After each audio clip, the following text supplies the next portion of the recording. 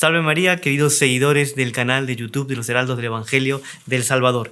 Bienvenidos a una charla más en la cual hoy hablaremos de un tema muy importante, un tema que se aplica para nuestra vida, obviamente, y se aplica sobre todo, creo que más que una charla, es una meditación sobre la pasión de nuestro Señor Jesucristo, ese acto de amor sin medidas que ha tenido nuestro Señor Jesucristo por nosotros, por la humanidad pecadora y que continuamente Él tiene. Antes de comenzar esta charla, yo quería recordar un principio muy interesante que yo creo que ya lo hemos hablado en nuestras live o en nuestros podcasts, en la cual decimos que la gravedad del pecado se mide por la dignidad del ofendido. Entonces, un ejemplo bien sencillo para que entendamos bien ese principio. Si yo, por ejemplo, le doy un golpe, una bofetada a mi hermano, es una cosa grave y, en fin, para ponerle un número, supongamos que es una falta un grado 10, ¿verdad? Un grado 10. Ahora, si yo esa misma bofetada, ni más fuerte ni más leve, esa misma bofetada con esa misma intensidad, se la doy a mi papá o a mi mamá, ahí la gravedad es más grave, valga la redundancia. ¿Por qué? Porque la dignidad de mi papá y mamá es mucho más que la de mi hermano.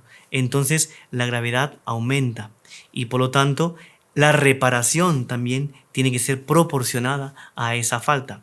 Si le pusimos un 10 a la gravedad del pecado cometido contra mi hermano, supongamos que un pecado contra nuestros papás sería un 30 o un 20, un 30.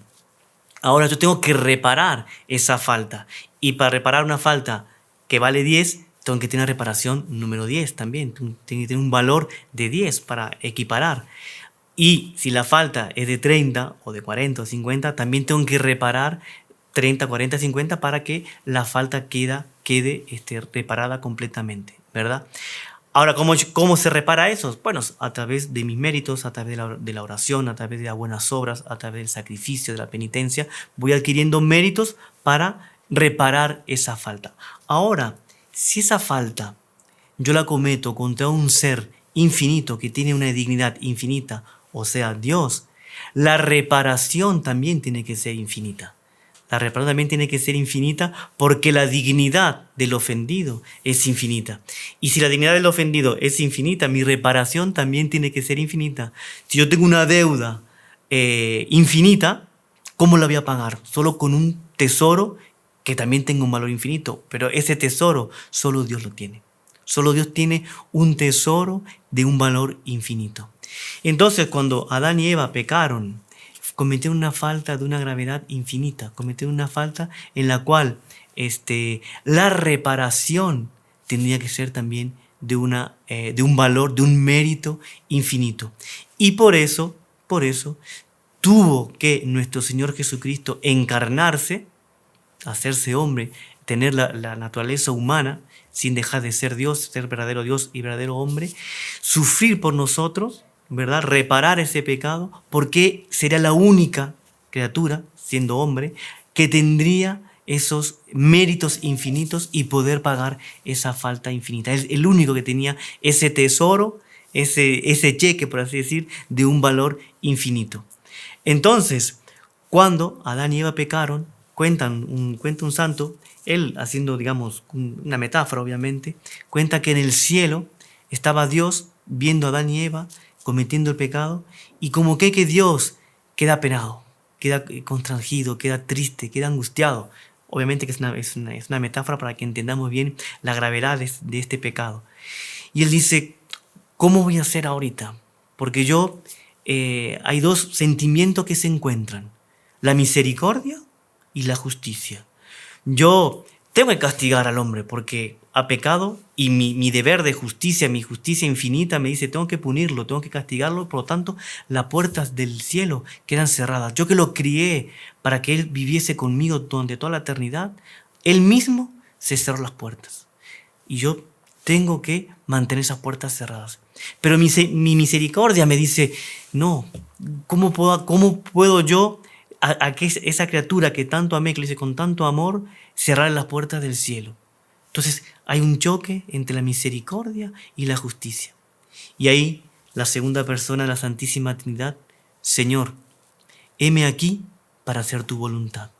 Yo estoy dispuesto a encarnarme, de tomar la naturaleza humana, de ofrecer todos los sacrificios, de morir por la humanidad pecadora y así poder darte gloria y así también poder reparar ese pecado. Porque solo yo, siendo hombre, porque el pecado fue hecho por un hombre, por la humanidad, siendo hombre, pero al mismo tiempo siendo Dios, todos mis méritos tienen un valor infinito. Entonces yo soy el único que puedo reparar esa falta. Y así, lo que dice el Salmo: la misericordia y la justicia se abrazan, la misericordia y la justicia se besan. Ahí Dios Padre vio que sí, que era la solución, pero le dice a nuestro Señor, a su divino Hijo: pero mira, que si tú te encarnas, vas a tener que nacer en una gruta fría, vas a tener que sufrir el hambre, el frío, el cansancio. Señor, aquí estoy para hacer tu voluntad. Heme aquí para hacer tu voluntad. Ahí Dios Padre, como no queriendo dejar que su Hijo vaya a la tierra para que sufra, dice: pero mira que vas a tener que pasar por un montón de dificultades, por tentaciones, por injusticias, por un montón de ingratitudes, por traiciones. Vas a tener que morir, vas a tener que ser burlado, vas a tener que estar flagelado, vas a tener que estar coronado de espina, vas a tener que morir en una cruz, entre dos ladrones. Ahí nuestro Señor dice: Señor, heme aquí para hacer tu voluntad. Ahí como que Dios Padre no tenía más, no tenía ninguna salida más para presentar a nuestro Señor, y como que nuestro Señor ganó esa partida de ajedrez, ganó esa partida y dice: está bien, hijo mío, entonces yo quiero que tú vayas a la tierra y redimas a ese género humano, redimas a los hombres. Y es muy bonito porque él dice, San Alfonso María de Ligorio, él dice que él podría haberse encarnado, ¿verdad? Y podía haber redimido, haber reparado ese pecado con solo un acto de voluntad de él. Porque como decíamos, todo lo que él hacía en la tierra tenía un valor infinito. Nosotros cuando hacemos una cosa buena, una obra buena, una penitencia, o rezamos, etc., tiene un valor, sí, tiene un valor, y que eso nos va comprando gracias para que nosotros nos santifiquemos y después demos gloria a Dios y vayamos al cielo. Pero Dios es solo abrir una puerta, solo la intención de abrir una puerta, solo un deseo de Él, es de un valor infinito. Entonces Él podría haber dicho: bueno, que quede ahora el género humano redimido, ¿verdad? Pero no, Él quiso dar hasta su última sangre. Él quiso pasar por todos los sufrimientos, quiso encarnarse, como decíamos al comienzo, nacer en una gruta fría, nacer solo teniendo como compañía, ¿qué compañía? Dios mío, Nuestra Señora, San José, pero un buey, un burro, y en un lugar pequeñito, después pasar por todo lo que pasó, por la huida a Egipto, por la dificultad, esa angustia, etcétera, etcétera. Y después morir en la cruz y querer dar hasta su última gota de sangre. Tanto es así que cuando el soldado le clava la lanza en el corazón, sale agua y sangre. O sea, ya había dado hasta la última gota de sangre. Solo quedaba para dar el agua y un poquito de sangre que le quedaba. Dio todo. ¿Por qué dio todo? ¿Por qué él podía haber escogido, como decíamos, una redención sin sangre, sin sufrimiento, solo un acto de voluntad? O una redención con sangre, con sufrimiento, etc. ¿Por qué eligió eso? Por amor a Dios, por amor a nosotros, por amor a la humanidad, por el amor para demostrarnos de cómo Él nos ama y para demostrarnos cuán grave es el pecado. Cuando una persona, por ejemplo, un amigo nuestro, está dispuesto, a hacer sacrificio por nosotros, nosotros vemos, bueno, se ve que Él nos ama bastante. Ahora, si ese amigo está dispuesto inclusive a dar su vida por nosotros y pasar por un montón de calamidades y pasar por vergüenzas y por injusticias por nosotros podemos decir: wow, cómo este amigo realmente nos ama. Bueno, ese amigo, ese es nuestro Señor, que Él pasó por todo eso porque Él realmente nos ama. Entonces, el tema de esta charla, como decimos, más que charla, es una meditación, es sobre la pasión de nuestro Señor Jesucristo. Cómo Él sufrió por nosotros, cómo Él nos dio en cada paso de su vida muestra de ese amor, de esa locura de amor. Él nos ama con locura. Y nosotros a veces no somos merecedores de ese amor, sino que todo lo contrario. Por eso decía Santa Teresa, la grande Santa Teresa de Jesús, decía que amor con amor se paga. Si Él demostró ese amor, nosotros también tenemos que demostrar que lo amamos. ¿Y cómo? La mejor forma de demostrar ese amor es cumplir con su voluntad. La mejor forma de demostrar ese amor es no ofenderlo, ¿verdad? De demostrar que nosotros realmente lo amamos y estamos agradecidos por todo lo que Él hizo por nosotros. Ahí San Alfonso Meligoro también comenta, y aquí vamos a ir leyendo y comentando un poquito con ustedes, de que por qué es importante meditar sobre la pasión de nuestro Señor. Y él dice que hubo un ermitaño muy devoto a nuestro Señor, ¿no? Que rogó a Dios que le enseñase lo que él podía hacer para amarlo perfectamente. Le pidió a Dios: Señor, ¿qué es lo que puedo hacer para yo amarte cada vez más?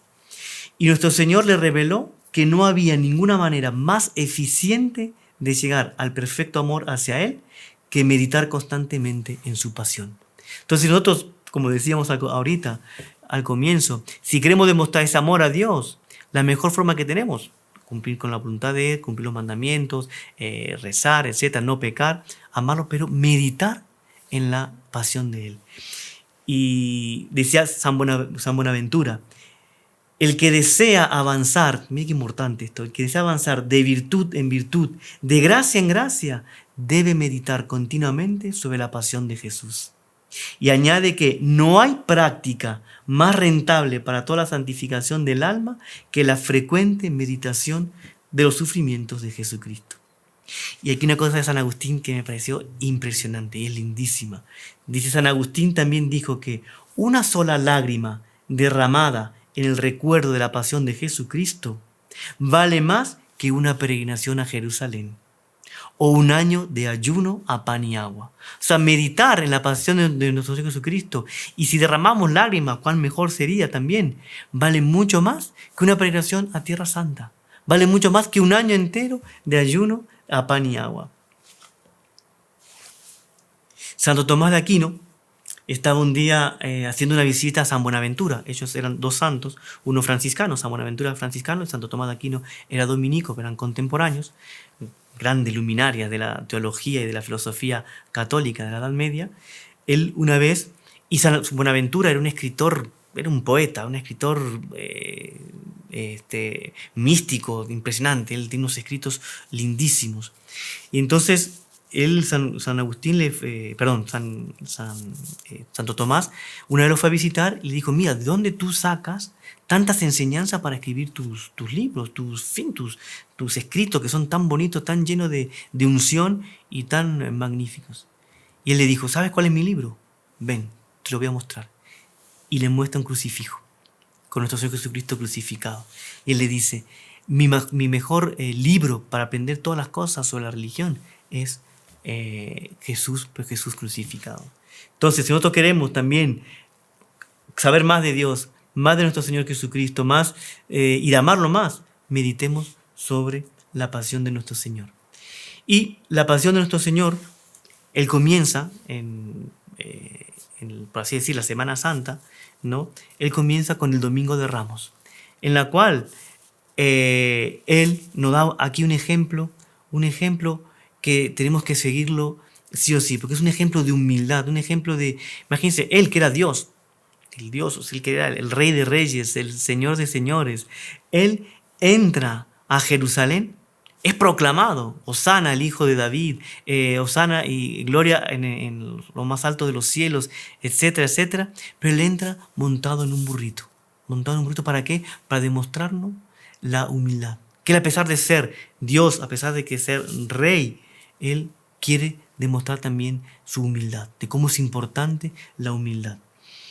Entonces dice así en este escrito: consideremos aquí la humildad de Jesucristo, que a pesar de ser el Rey de Gloria, quiere entrar en aquella gran ciudad montado en un pollino. Un pollino quiere decir un burrito, un burrico. Quien hubiera podido percibir entonces que este príncipe recibió con tanta pompa y majestad, sería dentro de pocos días condenado a muerte como un criminal y conducido al Calvario en la cruz, con la cruz al hombro. O sea, Él entra con la mayor gloria, entra glorificado, Él entra, Hosana, el Hijo de David. Al poco tiempo, ese hosana y gloria al Hijo de David, bendito sea el que viene en nombre del Señor, dentro de algunos días, esas mismas voces que van a decir, quítalo de enfrente y crucifícalo. Esos que están escogiendo a Jesús como Mesías, de aquí a unos días van a escoger a Barrabás. En vez de al Salvador, van a escoger a un criminal. Entonces imaginemos qué sufrimiento, porque Dios, o sea, nuestro Señor Jesucristo, sabiendo el verdadero Dios y el verdadero hombre, pero siendo Dios, Él sabía lo que le iba a pasar en breve. Él sabía que esos corazones que lo estaban aclamando como rey de los judíos, etc., Hosana al Hijo de David, de aquí a poco le iban a pedir crucifícalo. Él sabía la superficialidad de esa gente, cómo esa gente no lo amaba, no lo amaba. Y tapizan la entrada de Jerusalén con ramos, con tapetes, con alfombras, tal, y en ese mismo que están tapizando, en esas mismas calles, después lo van a insultar. En esa misma calle después lo van a vituperiar, lo van a llenar de afrentas.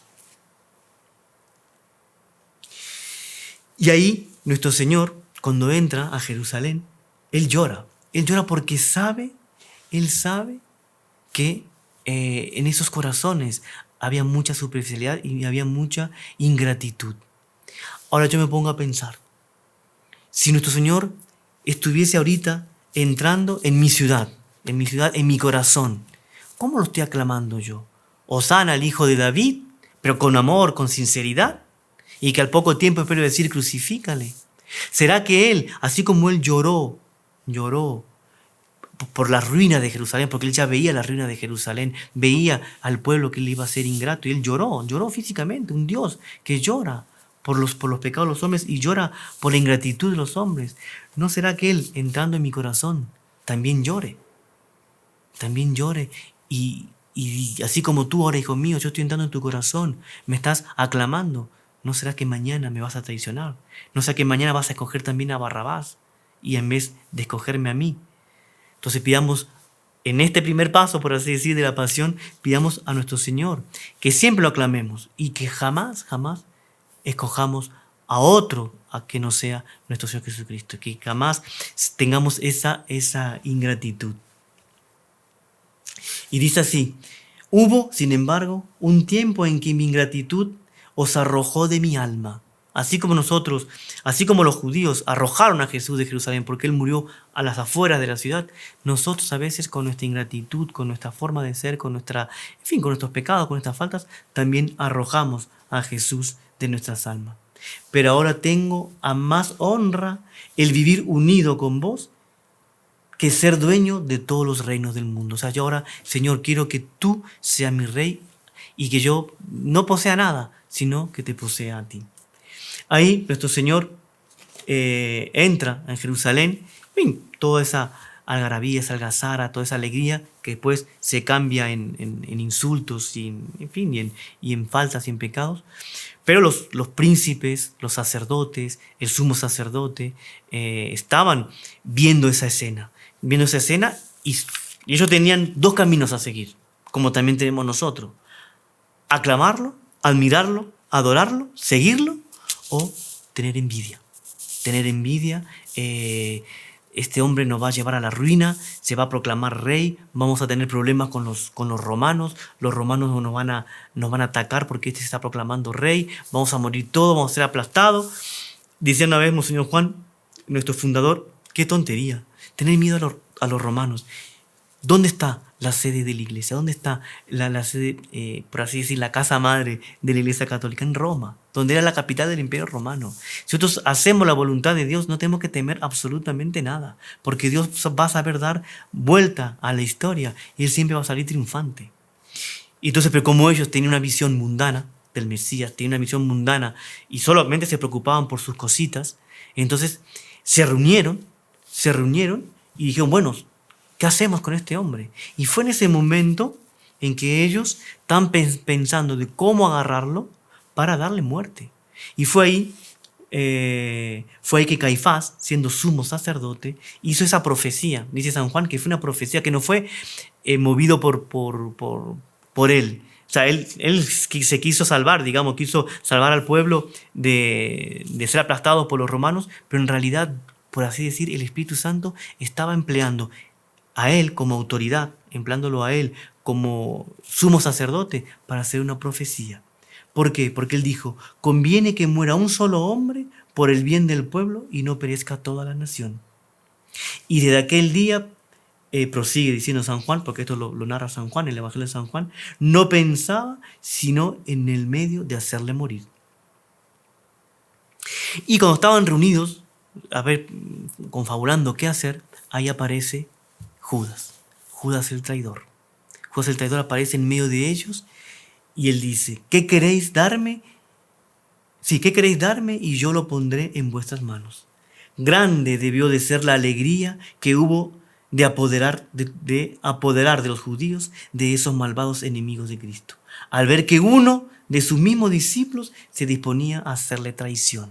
Imagínense la alegría del sumo sacerdote, de todo el Sanedrín que estaba reunido ahí, de ver que no era uno cualquiera que le iba a traicionar, sino uno que hacía parte de la comitiva de Jesús, uno que hacía parte de la familia de almas de Jesús, el traidor Judas.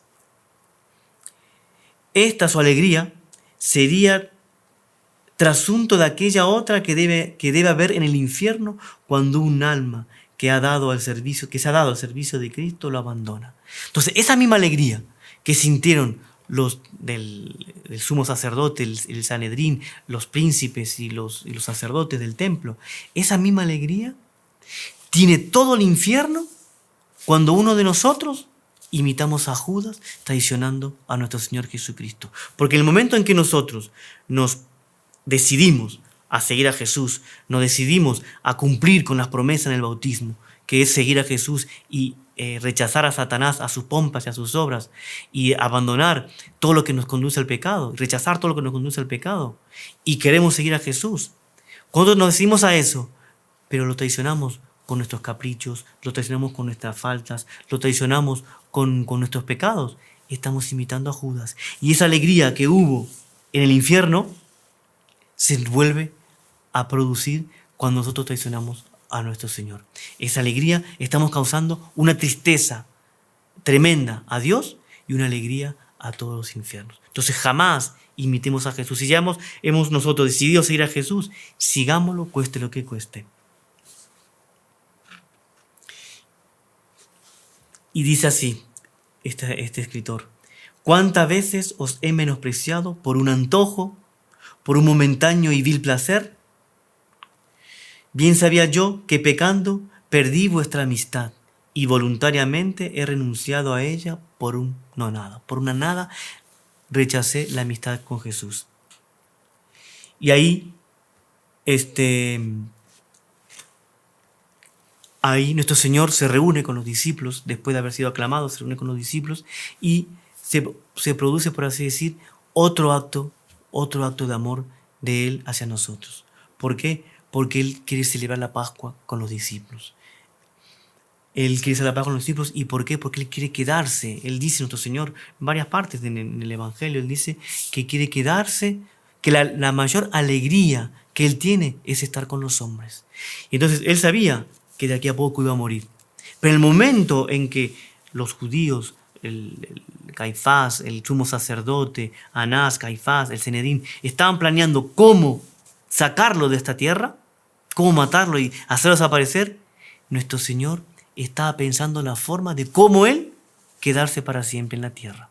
Y fue ahí que Él, en la última cena, quiso instituir el sacramento por excelencia del amor, el sacramento de la Eucaristía, porque Él quería quedarse. Así como los judíos querían sacarlo, el demonio quería borrarlo, por así decir, de la tierra, Él no. Él estaba viendo la forma de cómo Él quedarse con nosotros durante toda la historia, que es a través de la Eucaristía.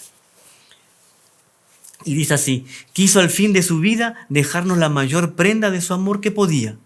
Sentado a la mesa, imaginémonos la escena, Él sentado en la mesa, celebrando la Pascua, en la última cena, el jueves, e inflamado de amor, su corazón se vuelve a sus discípulos y le dice, y esto es muy bonito, son palabras de nuestro Señor, lo dice San Lucas: con deseo he deseado comer con vosotros esta Pascua. O sea, tenía el deseo de que llegase ese momento. Por así decir, estaba ávido de que llegase ese momento de poder celebrar esa Pascua. ¿Por qué? Porque él sabía que en ese momento iba a ser glorificado el Padre, en ese momento iba a ser glorificado él, y en ese momento él iba a poder dejar la Eucaristía, poder dejar el sacramento del amor. Sabed, amados hijos, decía nuestro Señor, que durante todo el curso de mi vida he estado suspirando por celebrar con vosotros esta cena, porque al terminarla voy a sacrificarme por vuestra salvación. O sea, él tenía ese deseo de también de sacrificarse por nosotros, de darse todo por nosotros y, por así decir, ya de una vez por todas, abrir el cielo, lo que decíamos al comienzo, así la misericordia y la justicia se abrazaban. La misericordia y la justicia se besaban. Se iba a cumplir esa profecía de ese salmo. Y hay una cosa muy bonita en la última cena. Ahí, antes de terminar la cena, nuestro Señor se levanta de la cena y es el famoso lavapiés de los apóstoles. Él los forma todos, él se quita la túnica, se quita el manto, se queda solo con la túnica, se ciñe una toalla, agarra una caldera así y llena de agua y comienza a lavar los pies de los discípulos. Otro acto de humildad. Otro acto de amor y impregnado de humildad. ¿Cómo tenemos que aprender de cada acto que hace nuestro Señor? Cada cosita que Él hace tiene un significado, cada cosa que Él hace tiene una enseñanza para todos nosotros. Entonces Él, que era Dios, toma esa actitud de humildad de lavar los pies a los discípulos. Levántase Jesús de la mesa y quítase sus vestidos y habiendo tornado una toalla, se la ciñe y echa después agua en el labrillo, o sea, en la palangana, y pónese a lavar los pies de los discípulos.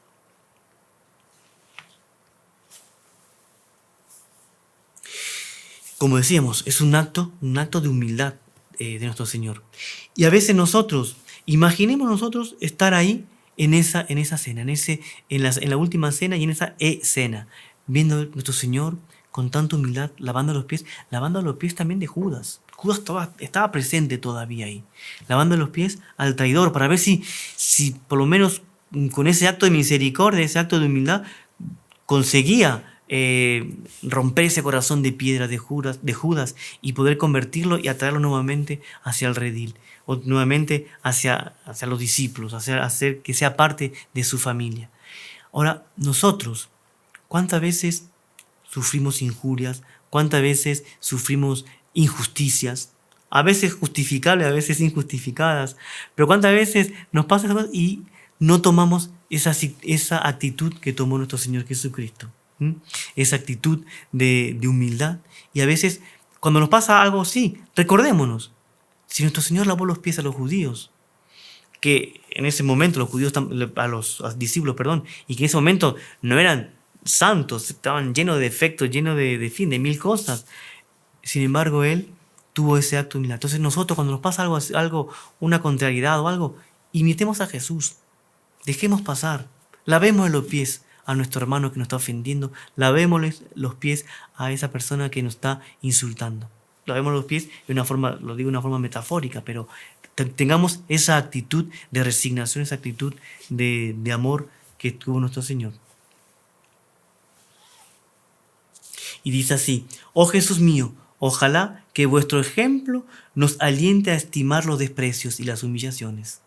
De hoy en adelante os prometo por vuestro amor las injurias y las afrentas que recibiere. O sea, hoy voy a ofrecer todos con amor todas las injurias y las ofensas que yo pueda recibir.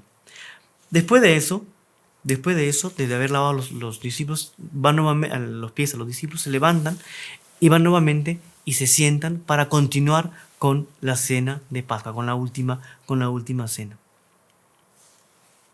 Y ahí viene que ahí en ese momento Él instituye la Eucaristía.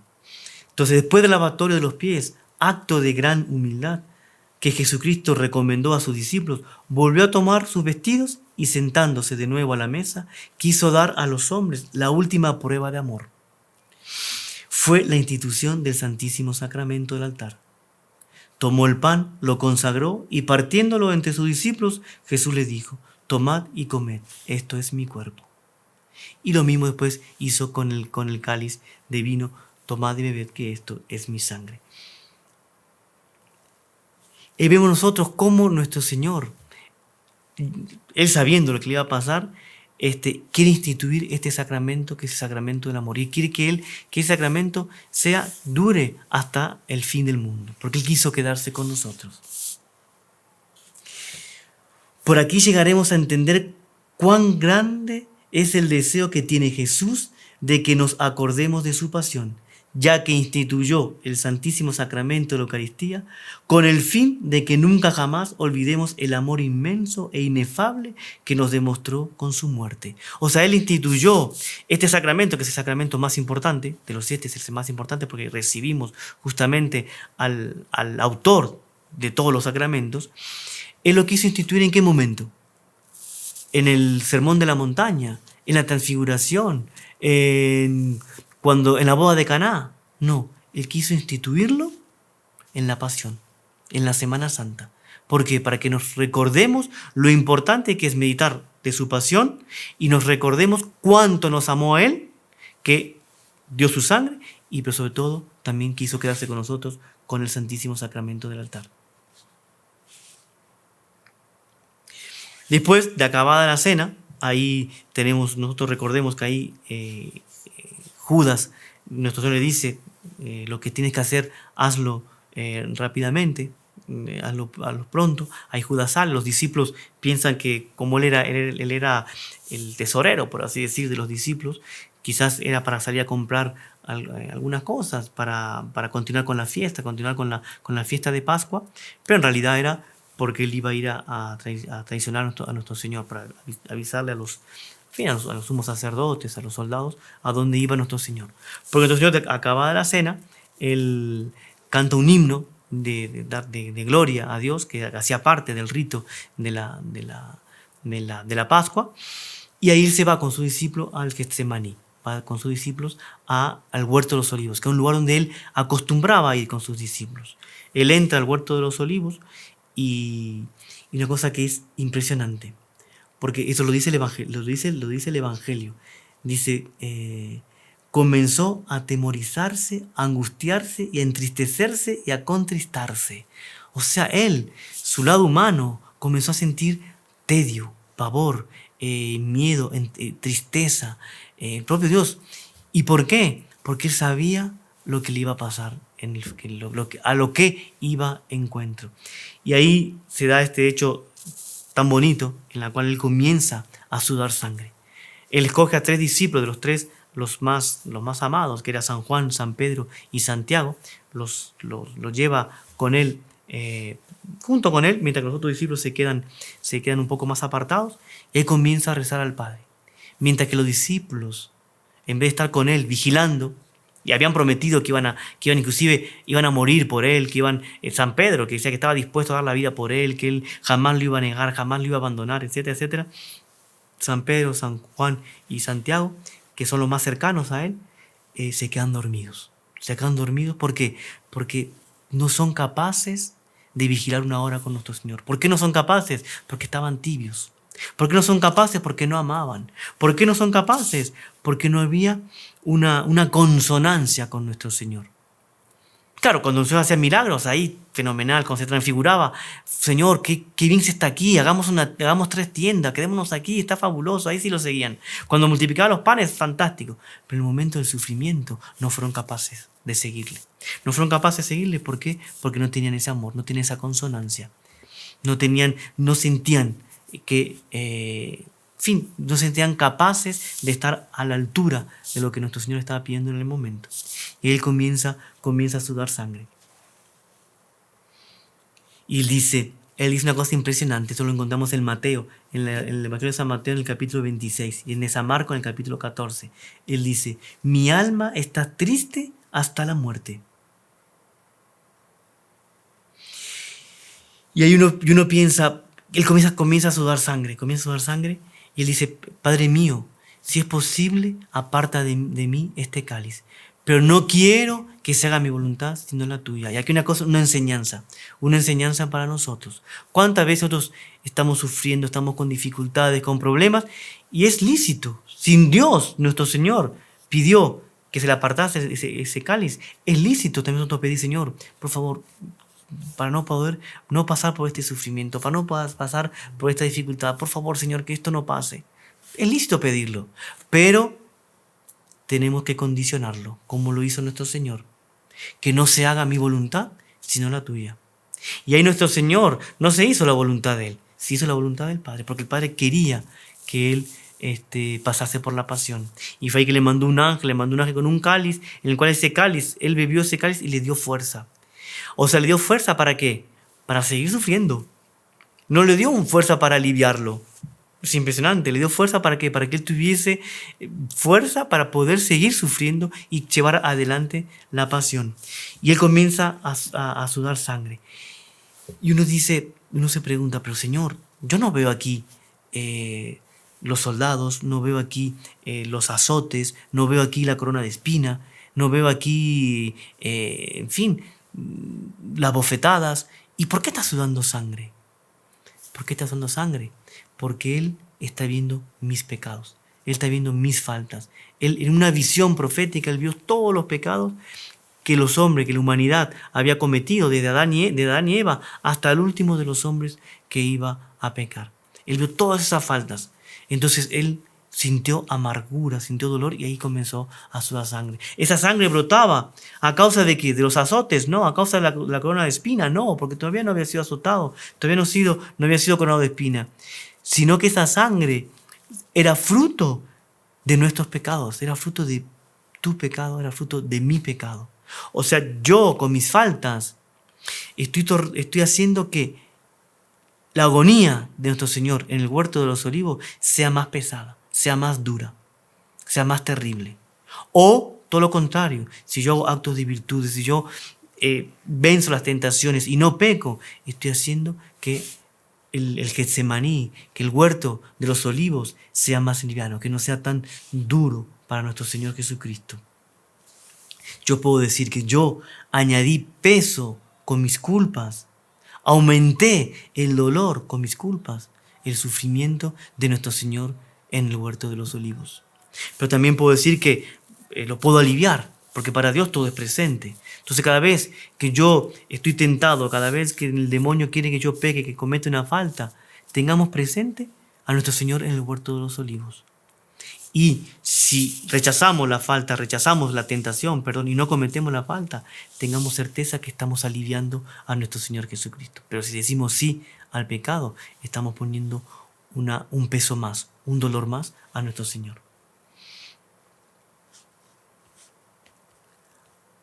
Ahí, amadísimo Señor mío, podemos pedirle, rezar, una de esas almas ingratas he sido yo, que después de haber recibido tantas luces y gracias e inspiraciones, me olvidé de ti y te abandoné. Así como los discípulos, cuando llegó la guardia y los discípulos, en fin, un tumulto, etc. San Pedro sacó la espada, le cortó la oreja a Malco, etcétera, pero un tumulto. Y cuando vieron que nuestro Señor fue apresado, ¿qué fue de los discípulos? Huyeron. ¿Huyeron? ¿Por qué? Porque eran tibios, como decíamos. Huyeron porque fueron unos ingratos. Huyeron porque fueron unos temerosos. No fueron valientes, no fueron capaces, no rezaron lo suficiente para tener la fuerza de poder enfrentar también esa prueba. Y yo cuando también cometo una falta, estoy huyendo de nuestro Señor Jesucristo. Y dice así, que después de haber recibido tantas luces y gracias e inspiraciones, me olvidé de ti y te abandoné. No me desprecies ahora, Señor, que arrepentido de todo corazón, a ti me convierto para no abandonarte más. Esa tiene que ser nuestra oración con nuestro Señor Jesucristo en el huerto de los olivos, no abandonarlo jamás. Ahí cuando toman a nuestro Señor prisionero, ahora Él, ¿cuántas veces escapó? ¿Cuántas veces lo quisieron tomar prisionero? ¿Cuántas veces lo quisieron matar? Y Él milagrosamente se escabullía, milagrosamente se hacía invisible. fin, de una forma misteriosa, él siempre se escapaba. Pero en este momento, no. En este momento él se entregó. Se entregó, él pregunta, ¿a quién buscáis? A Jesús Nazareno. Yo soy. Lo dijo con tanta fuerza, con tanta personalidad, si se puede decir, de un Dios, con tanta que todos los soldados cayeron por tierra. Ahí cuando se levantaron, preguntó nuevamente, ¿a quién buscáis? A Jesús Nazareno. Ya dije que yo soy. Si a mí me buscan, dejar libre a ellos. O sea, él preocupado siempre por los demás. Y ahí él se entrega. Se entrega y ahí se entrega porque él quiso. Porque llegó su momento. No fue porque eran fuertes los soldados o porque fueron astutos, tuvieron un plan para poner. No, es porque él se quiso entregar. Y dice San Mateo, y los que prendieron a Jesús lo condujeron a casa de Caifás, sumo pontífice, a donde los escribas y los ancianos estaban congregados, lo estaban esperando. Dice, Jesucristo fue presentado como trofeo de sus venganzas a Caifás, quien, ansioso de tenerle en su presencia, se alegró al verle solo y abandonado de todos los suyos. Imagínense la alegría que tenía ahí Caifás por tener enfrente de él a nuestro Señor Jesucristo y abandonado de los suyos. Por así decir, para nuestro Señor era una humillación, que Él quiso pasar por esa humillación. Y dice este autor, mira, alma mía, a tu amantísimo Salvador cargado de cadenas, como un criminal y que, inclinado la cabeza delante de aquel orgulloso pontífice, permanece en silencio. Y humilde, mira su hermoso rostro que no ha perdido en medio de tanto desprecio e injurias su natural dulzura y serenidad. Y ahí nosotros tenemos que imaginarnos que estamos presentes también delante, estamos con Caifás, nuestro Señor, todos los soldados, el Sinedrio, el Sanedrín. Yo, ¿qué haré? ¿Qué haré, Señor? ¿Unirme a vuestros enemigos, como lo hice hasta aquí? Entonces, ¿yo qué voy a hacer ahí? Me uno a Caifás, que por ese momento él, por así decir, tiene las riendas de la situación. Nuestro Señor siempre ha tenido las riendas de la situación. Y ahora, hoy, delante de Caifás, aparentemente no tiene las riendas de la situación, como que se le escapa de sus manos, sino que esas riendas, por así decir, están en las manos de Caifás, de una forma aparente, porque sabemos que Dios es el dueño de la historia y que Él está permitiendo todo esto para mayor gloria de Él, para mayor gloria de nuestro Señor Jesucristo, mayor gloria a Dios y a la Santísima Trinidad. Entonces, ¿yo qué haré? Yo estoy ahí, ¿qué hago? ¿Me uno a Caifás para no quedar mal delante de mis amigos? ¿O me uno a Jesucristo? Unirme, como hice hasta aquí, a tus enemigos. No, dice este autor, no.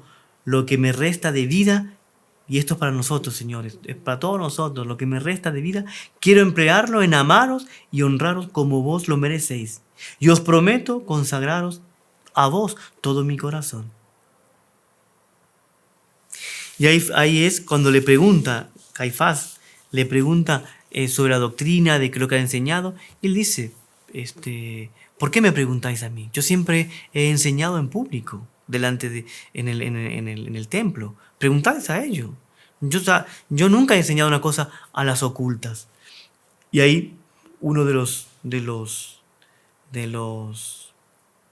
soldados, los guardias que estaban ahí, con Jesús, le da una bofetada. Le da una bofetada y ahí Jesús le da una respuesta que es una respuesta que también nos deja con la piel erizada. Le dice, si hice mal, decidme en qué. Y si no, ¿por qué me golpeas? Lo deja sin palabras. Lo deja sin palabras y Caifás, que no hace nada ante esa bofetada, Caifás tenía que haber intervenido porque era una injusticia dar una bofetada en esos momentos, sin antes él responder, o por lo menos decirle por qué le has golpeado. Él también, como no hizo nada, también era cómplice, él también quedó humillado con esa respuesta. Y ahí viene una parte muy importante, muy interesante, porque él le hacen varias preguntas y él queda en silencio. Y queda en silencio. humildemente. Pero cuando Caifás, que era el sumo sacerdote y por así él era el representante de la autoridad religiosa del pueblo judío, él tenía autoridad, ¿no? Después la pierde, obviamente, pero él tenía esa autoridad. Dice, yo te conjuro de parte de Dios vivo que nos digas si tú eres el Mesías, el Hijo de Dios. Y ahí él, nuestro Señor Jesucristo, como lo estaba preguntando, la autoridad del sumo pontífice, él no podía quedar en silencio, tenía que responder. Y él le dice, yo soy. Y aún os declaro que veréis después a este Hijo del Hombre, a nuestro Señor, no abatido y humillado como aquí ahora me veis, sino sentado a la diestra de la majestad de Dios, venir sobre las nubes del cielo. Y ahí Caifás cae en rabia, se rompe la vestidura, que era una forma también de manifestar la indignación, que hacía parte también del ceremonial de los judíos en aquella época, rajarse la vestidura en señal de desapruebo, en señal de indignación. Él le dice, ha blasfemado.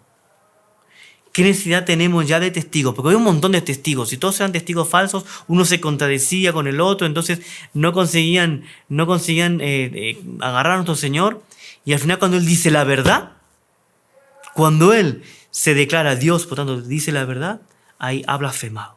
Es reo de muerte. Lo tenemos que condenar a muerte. ¿Cuál fue la causa de la muerte de nuestro Señor? Haber Él declararse Dios, haber dicho la verdad. ¿Cuántas veces nosotros a veces no decimos la verdad? No decimos la verdad porque tenemos miedo, porque tenemos, en fin, nos da vergüenza, etcétera, etcétera. Sin embargo, nuestro Señor dijo la verdad. Y el hecho de decir la verdad le trajo como consecuencia la condenación a muerte.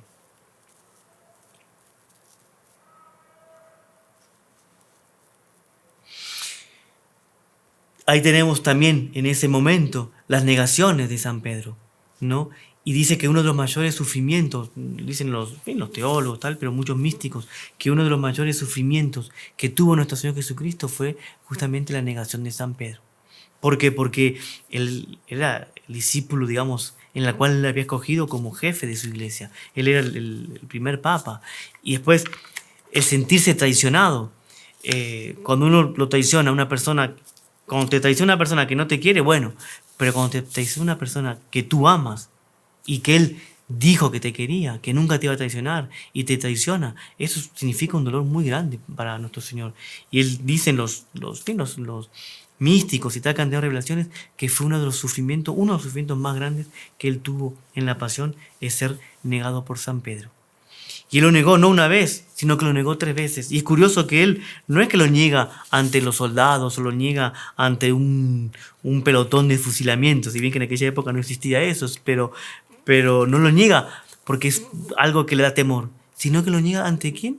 Ante una empleada, ante un grupo de personas, a unas personas que eran, en fin, qué mal les podía haber causado a Él. Sin embargo, Él, cobardemente, lo niega no una vez, sino 3 veces. Lo niega 3 veces y ahí Él, cuando nuestro Señor sale, ¿no?, de ser juzgado por Caifás y que es condenado a muerte, ahí se cruzan las 2 miradas. La mirada de nuestro Señor, lleno de misericordia, lleno de pasión, de amor, y la mirada de San Pedro. La mirada de San Pedro llena de arrepentimiento, llena de dolor, y Él dice, sin decirle nada, se miran y Él siente que nuestro Señor lo perdona. Lo perdona y dice en la tradición, dice que Él lloró amargamente. Bueno, no, está en las escrituras que lloró amargamente, pero dice la tradición que lloró durante toda su vida.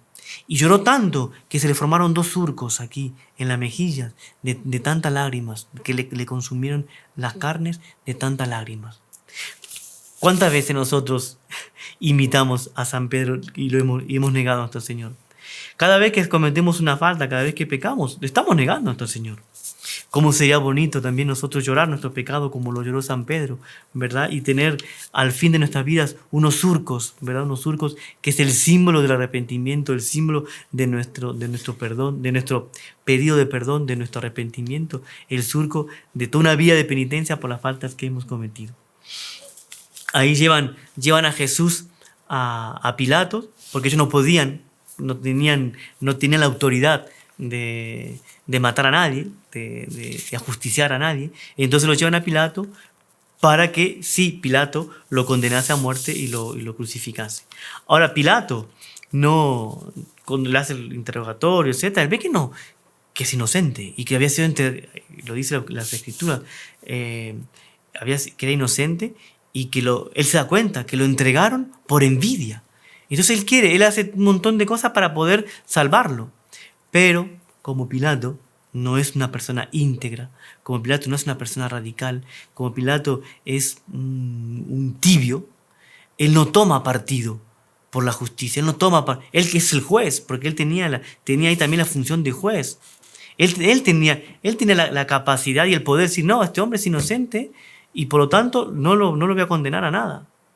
Y él se constata de que él es inocente y sin embargo dice, mira, aquí está, es inocente, así que no vamos a hacer nada. Y sin embargo, los judíos, los Caifás, etcétera, dicen, si tú no lo condenas, no eres amigo del César.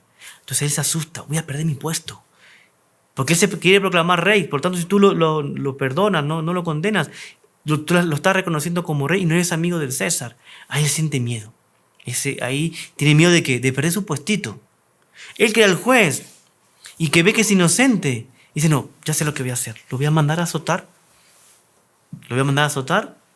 ¿Para qué? Para que azotándolo, después lo voy a presentar, que es el famoso ecce homo, he aquí el hombre, lo voy a presentar coronado de espinas ya y flagelado, voy a causar pena y los judíos se van a sentir satisfechos. Ah, no, está bien, ya después de este castigo, no, dejémoslo en paz.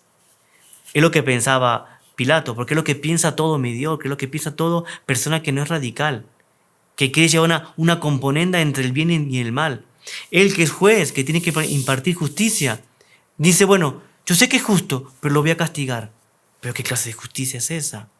Si tú dices que es justo, tienes que dejarlo libre. ¿Cómo vas a castigar a un justo? Si vas a castigar a un justo, quiere decir que tú no eres justo, tú eres un injusto, tú quieres hacer una componenda entre el bien y el mal, y eso no existe. O te declaras del partido de Jesucristo, o te declaras del partido de los judíos, de Caifás, Anás y de todo el Sinedrio.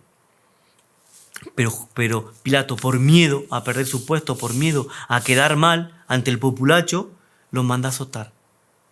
Ahí lo presenta, he aquí el hombre, que gritan, crucifícalo, crucifícalo. Y él dice, pero voy a crucificar al rey de los judíos. No tenemos otro rey sino el César. Los propios judíos reniegan inclusive de tener al Mesías como rey y quieren tener como rey a un pagano que es el César. Ahí está la costumbre de Pascua, liberar a un prisionero. Entonces tenemos a Barrabás, no quieren que libere a Barrabás o al rey de los judíos, quieren escoger a Barrabás. Y una cosa impresionante, porque Barrabás, etimológicamente, quiere decir, en hebreo, quiere decir hijo de Dios. Bar quiere decir hijo. Barjonas, hijo de Jonás. Barrabás, Abba, quiere decir padre. ¿Se acuerdan cuando San Pedro dice Abba, San Pablo dice Abba, padre? Entonces, Barrabás quiere decir hijo de Dios. Entonces tenían ahí que escoger, los judíos tenían que escoger entre el hijo de Dios verdadero o un hijo de Dios falso, un criminal, uno que era un asesino, que era el terror, que cuando lo llevaron prisionero, cuando estuvo en la cárcel, Barrabás, fue un alivio para el pueblo de Jerusalén, fue un alivio, al fin agarraron a Barrabás, que era un asesino, que era un criminal, y están pidiendo que él, ese asesino, que la cual fue un alivio que estuviese en la cárcel, que fuese liberado en vez de ser liberado el Hijo de Dios. ¿Por qué? Porque ellos escogieron un falso Hijo de Dios. Y nosotros a veces nos toca escoger entre un Barrabás, Hijo de Dios falso, o un verdadero Hijo de Dios. El Barrabás con aplausos, con aclamaciones, con 1000 cosas, o al Hijo de Dios verdadero. ¿Y cómo está ese Hijo de Dios verdadero? Coronado de espina, con un manto de púrpura, con un flagelado, golpeado, escupido, abofeteado. Entonces, a nosotros nos toca también escoger o Barrabás o a nuestro Señor Jesucristo. ¿Y cuántas veces nosotros imitamos a Pilato? ¿Cuántas veces por cobardía imitamos a Pilato? Porque Pilato, él dice, yo veo que es inocente y se lava las manos. Y cree que él, lavándose las manos, ya solucionado el problema. No, él hizo una componenda entre el bien y el mal. Y él era culpable, por más que se lave las manos. Él, siendo juez, manda a condenar al justo. ¿Qué clase de juez es él? Y nosotros a veces cometemos la misma falta que Poncio Pilato. Nos lavamos las manos y escogemos a Barrabás en vez de escoger a nuestro Señor Jesucristo. Y es ahí la historia, sabemos, nuestro Señor Jesucristo es condenado a muerte. Es condenado a muerte, Él lleva su cruz. Dice una piadosa tradición que Él lleva cuando recibe la cruz. ¿Puedo traducir la misma que Ponce Pilato? Perdón, Él lleva a Jesús, Él cuando recibe la cruz, Él abraza esa cruz y la besa. ¿Por qué? Porque en esa cruz estaba representada todos los pecados de los hombres. Estaba representada en esa cruz la redención. Y Él como que besa esa redención, besa ese sufrimiento. Y Él carga la cruz y se dirige rumbo al Calvario. Ahí nosotros conocemos la historia. Él cae una vez, cae dos veces, se encuentra con Nuestra Señora, se encuentran con las santas mujeres llorando, la Verónica que le limpia el rostro, y que ese acto de virtud que tuvo la Verónica de limpiarle, ella pasó por todas, o sea, por todas las, enfrentó todo el ambiente que estaba viendo contra nuestro Señor para acercarse a Él, y tuvo como premio que en ese velo en el cual Él le limpió el rostro quedó estampado el rostro de nuestro Señor Jesucristo. Se llama Verónica, verdadero ícono. Entonces Él ahí consuela a las mujeres y Él le dice una cosa impresionante, que también sirve para nosotros hoy en esta meditación, pero todo lo que pasa con nuestro Señor sirve también como meditación y como enseñanza. A Él lloran las mujeres y Él le dice así: si así tratan a la vara verde, ¿cuánto más van a tratar a la rama seca? Si así tratan a un justo, ¿cuánto más cuánto peor van a tratar a aquellos que no son justos, aquellos que son pecadores, que somos nosotros? Entonces, Él, ¿qué nos está diciendo ahí? Nos está diciendo que si yo sufrí todo esto, ustedes, por ser mis discípulos y por no ser santos como deberían ser, también van a sufrir muchísimo. Van a sufrir persecuciones, van a sufrir, rechazo de la sociedad. Pero bueno, ahí estamos nosotros para ofrecernos y querer ser como Él. Y ahí, en determinado momento, ven que a nuestro Señor le está faltando la fuerza. Y ahí le ponen al Cirineo. Hay un tal Cirineo, a Cirene, lo agarran y le piden que Él ayude a llevar la cruz a nuestro Señor. Y uno puede pensar, bueno, tan malos no eran los judíos. Tan malos no era porque, mire, le pusieron un ayudante, por lo menos para llevar la cruz. No, lo hicieron por pura maldad, porque ellos querían que Él muriese en la cruz. Ellos querían que muriese en la cruz y no muriese en la mitad del camino. Y ellos vieron que si no le ponían un ayudante, en este caso el Cirineo, si no le ponían un ayudante, Él iba a morir en la mitad del camino. Y como que iban a quedar defraudados. Nosotros queremos que muera como un criminal, crucificado, porque es la peor pena que puede existir, que muera como un vil, crucificado como un vil ladrón, como un criminal, y entre dos ladrones. Entonces ellos querían, por eso le pusieron un Cirineo, porque lo querían ver muerto en la cruz y no muerto a mitad de camino. Le pusieron el Cirineo justamente para que nuestro Señor aguantase hasta el lugar del padecimiento. Entonces vemos la maldad de los hombres, la maldad de estos que condenaron a nuestro Señor. Pero nosotros, también en este paso de la pasión, ¿somos cirineos o somos aquellos que se burlaban durante el camino de nuestro Señor Jesucristo? Una vez más nos toca escoger entre ser cirineos o ser aquellos que rechazan a nuestro Señor. Si somos cirineos, tengamos certeza de que nosotros también en nuestras dificultades, en nuestras cruces, en nuestros problemas, vamos a tener un cirineo que nos va a ayudar a llevar nuestra cruz. Y que ese cirineo va a ser nuestro Señor Jesucristo.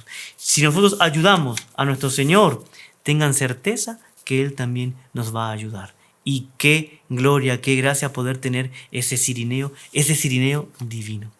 Ahí nuestro Señor lleva a la cruz, muere entre dos vulgares ladrones. Un ladrón se arrepiente, el otro blasfema contra Él.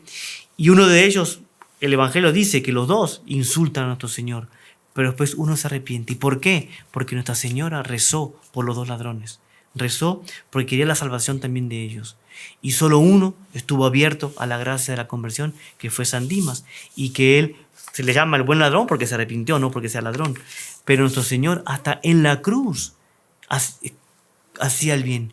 Hasta en la cruz, cuando Él, dicen los místicos, que Él cuando escuchó que nuestro Señor dijo, Señor, perdónales, porque no saben lo que hacen, ahí Él abrió su corazón, abrió la gracia que Nuestra Señora había comprado con sus oraciones. Él dijo, no, si Él está pidiendo perdón por esta gente mala, ¿cómo no yo no voy a pedir perdón también a Él? Señor, acuérdate de mí cuando estés en tu paraíso. Y ahí nuestro Señor le dice, en verdad te digo que hoy estarás conmigo en el paraíso. Fue la primera canonización de la historia, y hecha por el propio Dios nuestro Señor. Y Él dicen que Él murió mártir, el buen ladrón. Murió mártir, ¿por qué? Porque en el momento en que le rompieron las piernas a los ladrones, porque la muerte de cruz era una muerte de asfixia, la persona iba turnándose para poder respirar con los brazos, se paraban los pies. Pero cuando le rompían las rodillas, ahí no podían cómo poder respirar y se morían de asfixia. Entonces cuando le rompieron las piernas, las rodillas a San Dimas, al buen ladrón, lo hicieron con más saña, con más odio, con más rabia. ¿Por qué? Porque sabían que se había convertido, porque sabían que habían pedido perdón a nuestro Señor Jesucristo. Y ahí le rompieron las piernas con más saña. Por lo tanto, Él murió por odio a la fe, murió mártir. Entonces fue, por así decir, el primer mártir también de la historia que murió junto con nuestro Señor Jesucristo. Y ahí, bueno, nuestro Señor llega un momento en que Él nos entrega a su madre como madre, que se lo entrega al discípulo, en el nombre del discípulo, ahí estamos todos, cuando dice, mujer, he ahí a tu hijo, he ahí a tu madre. Están ahí todas las 7 palabras de nuestro Señor, y una de esas palabras es cuando Él nos entrega a su madre.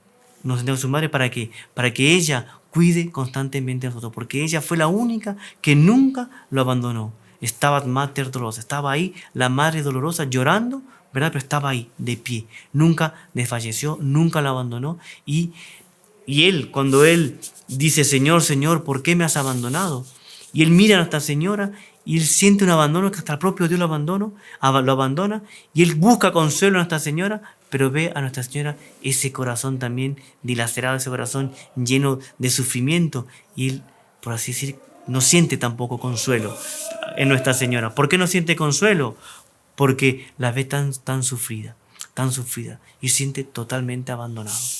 Ejemplo también para nosotros. ¿Cuántas veces nosotros también nos sentimos abandonados?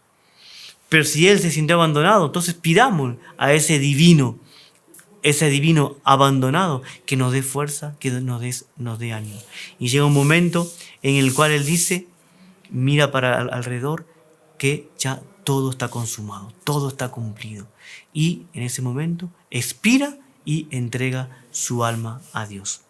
Y ahí, bueno, la historia sabemos, lo bajan de la cruz y lo entierran, etc. Al tercer día resucita y ahí la gloria, fenomenal, fantástico. Pero nosotros estamos en esta charla justamente para meditar sobre esa pasión. Ahí como Él murió de una forma abandonada, Él decía que tenía sed, también una de las palabras que es muy bonita, tengo sed.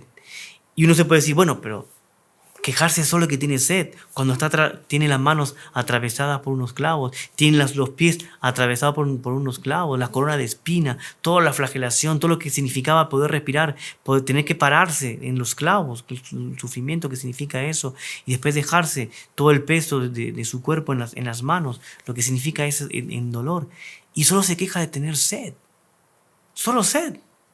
Sí, porque Él tenía no una sed física, sino tenía una sed de almas. Tiene una sed ¿de qué? De nuestras oraciones. Tiene una sed ¿de qué? De nuestra penitencia. Tiene una sed de nuestros actos y virtudes. Entonces con esto yo creo que podemos terminar esta meditación, quizás un poco larga, pero de cómo nuestro Señor tiene sed de nosotros, tiene sed de nuestras almas, tiene sed de nuestros actos de virtud. Entonces pidamos a Nuestra Señora, así como Él nos la dejó como madre, pidamos que ella nos ayude a calmar esa sed de nuestro Señor Jesucristo, esa sed que Él tiene de nuestra propia alma.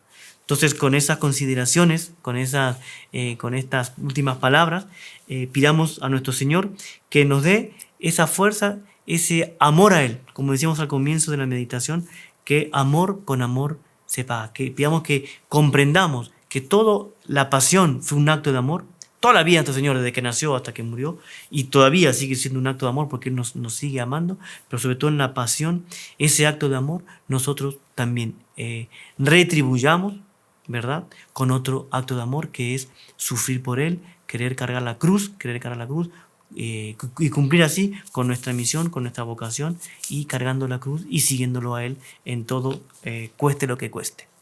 Entonces, con esas consideraciones, queridísimos amigos, seguidores del canal de los Heraldos del Evangelio del Salvador, no se olviden de, si les gustó, darle like, compartir este video, suscribirse al canal y no perder oportunidad de meditar en la pasión de nuestro Señor, porque así como decían los santos, que es la mejor forma que yo puedo manifestar el amor y crecer en el amor a nuestro Señor, es meditando en su divina pasión.